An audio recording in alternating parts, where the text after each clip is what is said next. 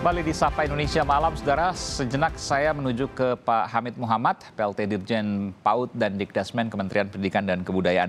Pak Dirjen, saya ingin bertanya Pak terkait dengan 94%, koreksi kalau saya salah, itu masih belajar di rumah dan tinggal 6% yang kemudian sudah dinyatakan zona hijau, lalu bisa belajar bertatap muka seperti biasa. Pertanyaan saya adalah 94% ini artinya hampir di seluruh Indonesia Pak, termasuk Pulau Jawa keseluruhan itu belajar di rumah. Betul demikian? Iya betul. Jawa, Bali, dan NTB itu semuanya belajar dari rumah. Yang 6% bisa disebutkan Pak, kira-kira di mana itu Pak?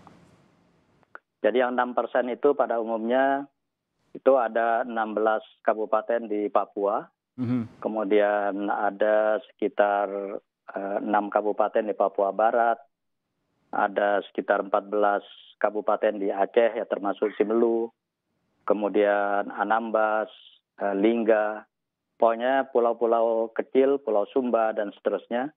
Nah itu statusnya sekarang masih zona hijau. Masih zona hijau dan mereka bebas bersekolah untuk bertatap muka seperti biasa begitu Pak ya, tentu dengan penjagaan juga protokol COVID dan lain sebagainya. Iya.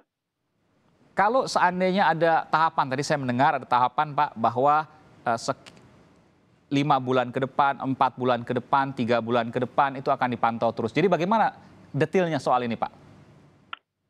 Jadi pertama itu ketika sebuah kabupaten atau pemerintah daerah sudah menetapkan itu akan membuka sekolah, maka yang boleh dibuka pertama itu adalah SMP, SMA, SMK, dan sederajat.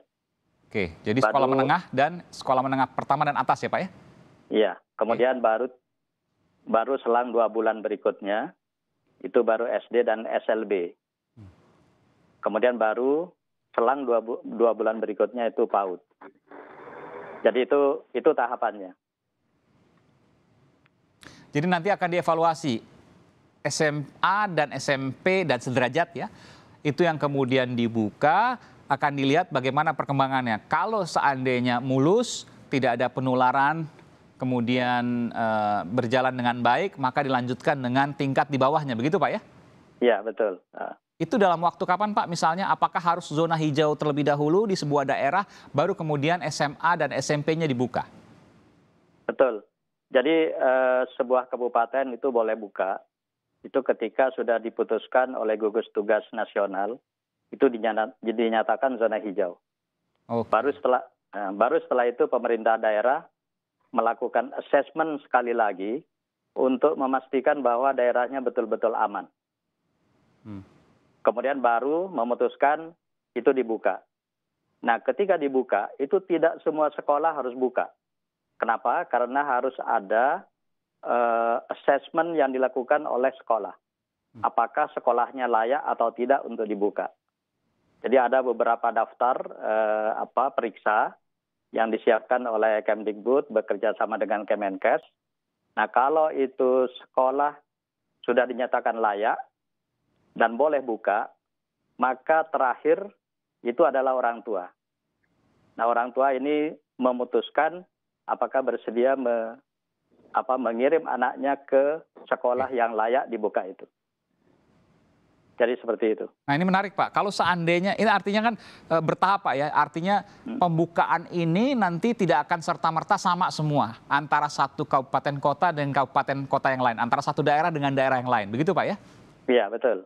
Kalau seandainya katakanlah tadi ada pemeriksaan bertingkat, verifikasi bertingkat, lalu kemudian sampai di tingkat orang tua, ada yang membolehkan, ada yang tidak membolehkan. Yang tidak membolehkan tetap belajar di rumah kan susah Pak. Gurunya mesti belajar ngajar di sekolah juga, di kelas, tapi juga ngajar untuk kemudian mereka-mereka yang tidak diperbolehkan oleh orang tuanya masuk. Jadi gimana bayangannya nanti Pak? Ya, itu sekolah harus tetap melayani dua-duanya. Jadi yang tatap muka tetap dilayani di sekolah. Yang tidak boleh oleh orang tuanya, maka tetap dilayani secara jarak jauh. Jadi itu. Meskipun ini belum terbayang juga akan beratnya beban guru ini Pak. Ya betul, itu memang beban guru akan semakin berat dan tentu ini perlu manajemen pembelajaran yang yang jauh lebih kompleks ya daripada bersama-sama di sekolah. Oke, saya sejenak ke Nabila lah kembali. Nabila mengatakan merasa tertinggal, merasa ketinggalan. Di mana perasaan itu Nabila rasakan? Kenapa kemudian merasa tertinggal? Di bagian mana? Di bagian pembelajaran. Misalnya? Misalnya ya belajar. Ini perasaan Nabila saja, karena biasanya belajar di sekolah, sekarang belajar di rumah. Lebih sedikit tapi tugasnya banyak, begitu ya? Iya. Lebih sedikit materinya tapi tugasnya banyak. Dan merasa bahwa kok banyakan kemarin waktu saya di sekolah. Mungkin begitu ya? Iya. Oke. Tapi ini sekali lagi cuma perasaan Nabila merasa tertinggal. Kalau seandainya Nabila kemudian nanti pada saat sudah mudah-mudahan cepat menjadi zona hijau, ini kembali ke sekolah,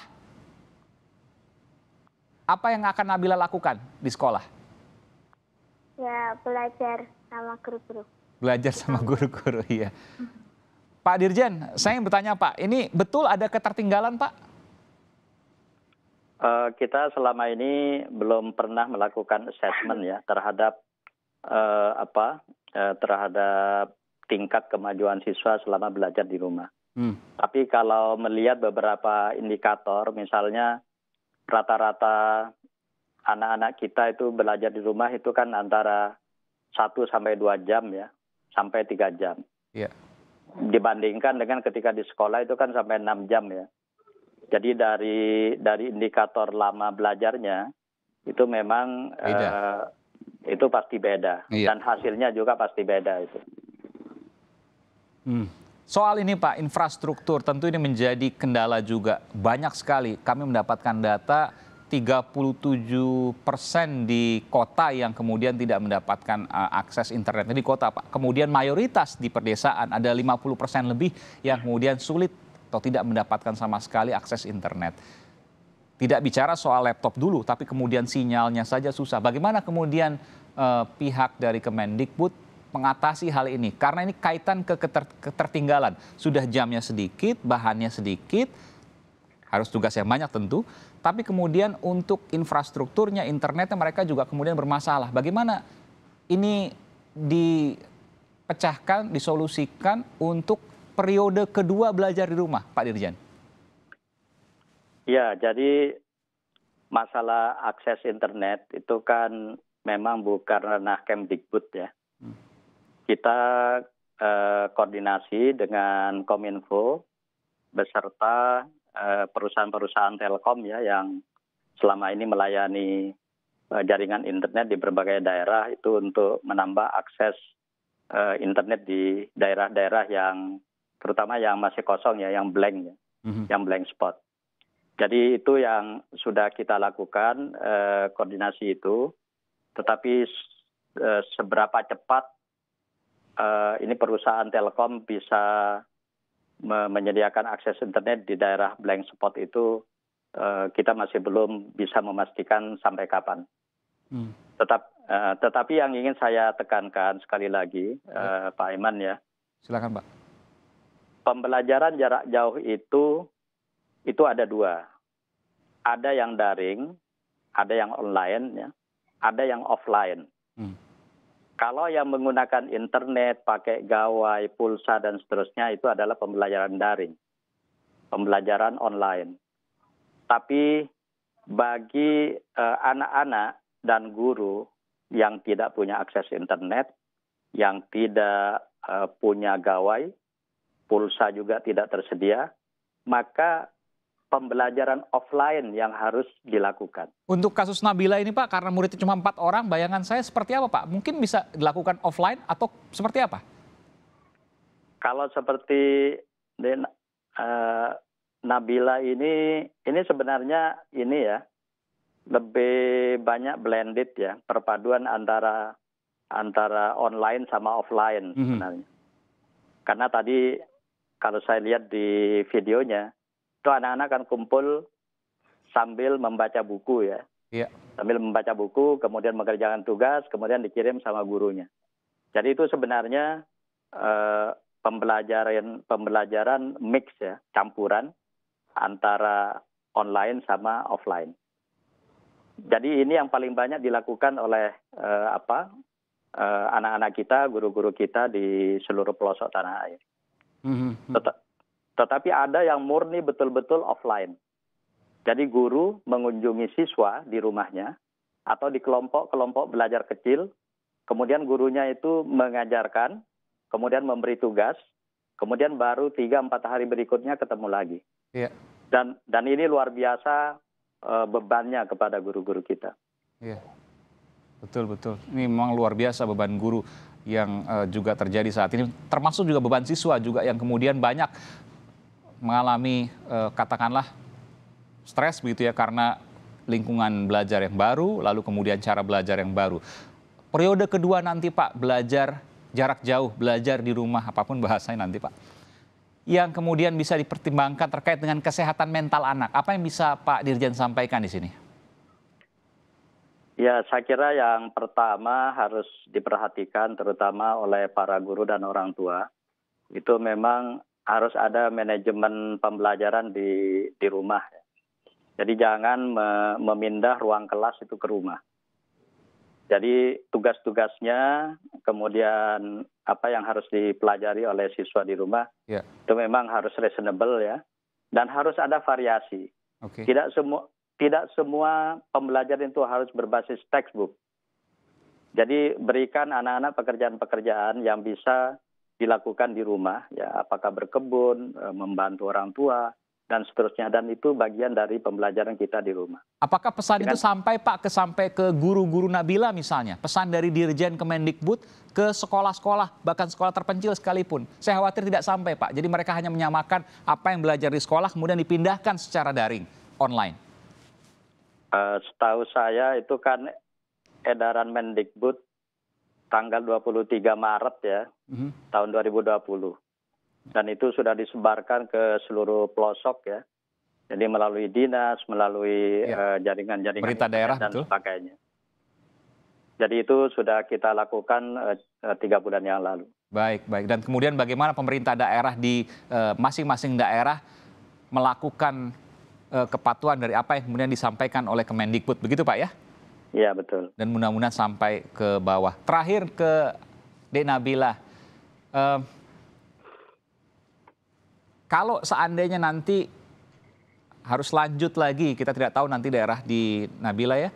Ada yang sampai saat ini mungkin Nabila mendengar ada yang terinfeksi virus corona di dekat rumah Nabila misalnya? Tidak ada. Tidak ada, satupun tidak ada ya, bersyukur. Ya, alhamdulillah. Nggak pernah mendengar sama sekali ya. Ya. Jadi kepengen betul ini kembali ke sekolah. Ya. Masih bertemu dengan Pak Guru atau Bu Guru misalnya? Enggak. Oh enggak juga, oke. Iya. Baik Nabila, apa yang mau Nabila sampaikan? Ini ada Pak Dirjen dari Kementerian Pendidikan dan Kebudayaan. Pak Guru juga ini.